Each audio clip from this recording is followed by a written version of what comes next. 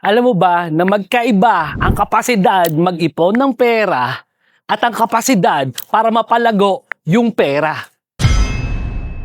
Gandang araw po, ako po si RP ng Jim Dipo. Yun yung isa sa pinakamasaklap na leksyon na natutunan ko kung kailan ako tumanda na. Bakit? Kasi lumaki kasi ako sa pamilya na tinuruan kami ng mga magulang namin na mag-ipon ng pera. So, hanap ka ng magandang trabaho, ipon ka ng pera, period. Ipon ka ng pera. Hindi tinuro sa amin paano mapapalago yung inipon na pera. Ang alam lang namin noong panahon na yon, ilagay mo na lang sa bangko yan, tataas din naman ang halaga niyan kasi may interest. Pero alam mo ba, yung paglalagay mo ng pera sa bangko, lugi ka dyan. Hindi gawain yan ng mga successful na tao. Bakit? Sabihin mo sa bangko, kumikita ng 2% isang taon. 1%, 2%, 3% isang taon ang pera mo. Pero hindi mo kinoconsider yung tinatawag natin na inflation. Yung inflation kasi, ito yung pagbaba ng halaga ng piso. So kung yung piso mo dati nakakabili ng gantong bagay, next year hindi na kayang bumili niyan. What I mean is, ngayon ay July 2026, ang inflation rate ngayon nasa around mga 6%. Ang ibig sabihin nun, yung piso mo last year, ang halaga na lang ngayon yan 96 centavos. Or yung 100 piso mo, ngayon, 94 pesos na lang ang halaga niyan dahil doon sa 6% na inflation. Isipin mo, bumababa yung halaga ng piso ng 6%, kumikita ka lang ng 2 to 3%. So, lugi ka pa rin pag nilagay mo sa bangko yan.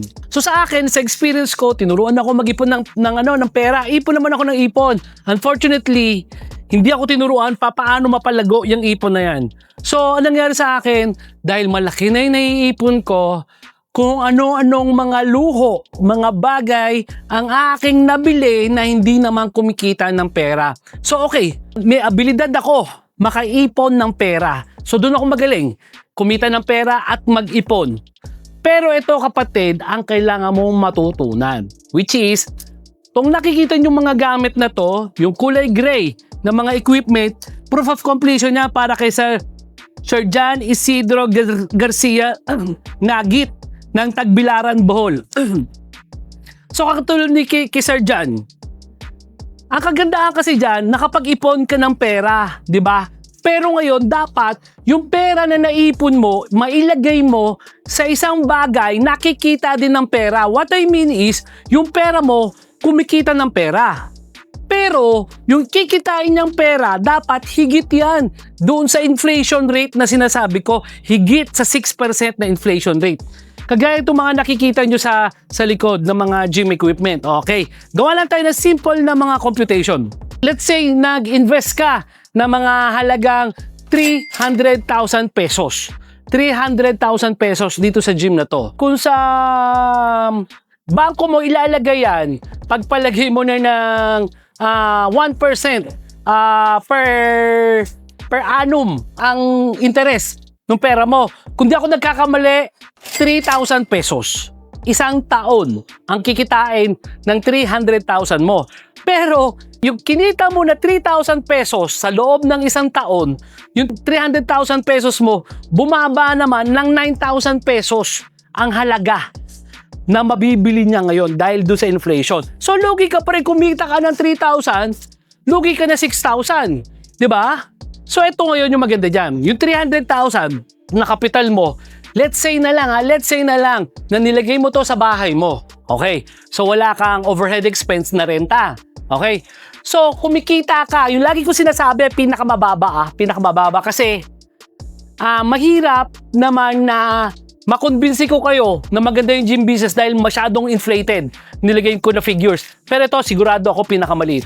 Pinakamaliit na pwedeng kitain mo sa gym business sa isang araw ay 500 pesos. Pag nasa bahay mo to maliit lang to. 500 pesos, which means naniningil ka ng 50 pesos kada isang tao at 10 tao lang yung nag-gym sa'yo. Diba? Napaka-konti nun. Kasi sa mga average na gym, kaya niyan 20 pataas na katao pero lagay na natin sa 10.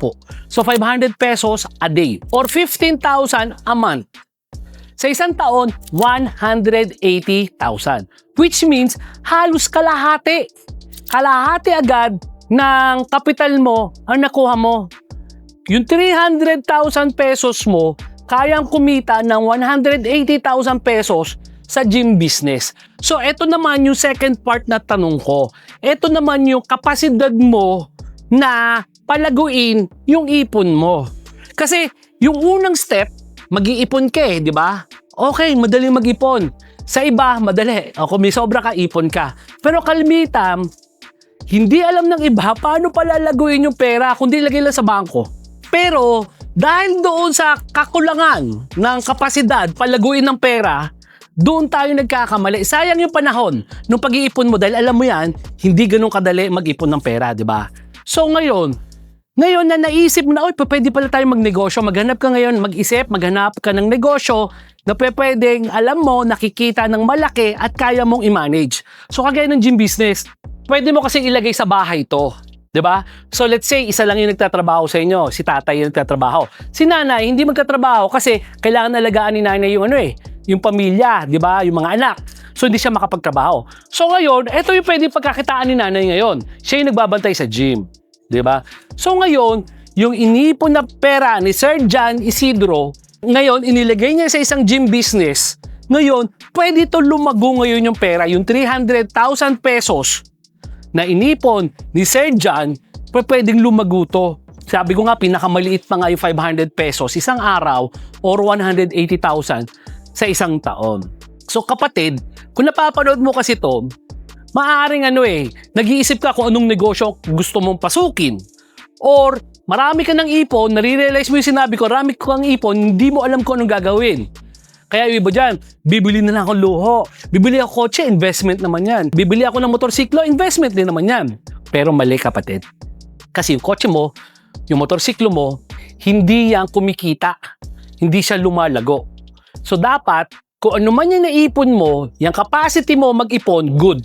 Kung ano man yung naipon mo, dapat mailagay mo yan sa isang bagay. Nakikita rin ng pera kahit hindi ka nagtatrabaho. So, importante na namalaman natin na magkaiba ang kapasidad para kumita ng pera at mag-ipon at kapasidad na kumita yung ipon mo. Ako po si RP ng Gym Depot. Gandang araw po.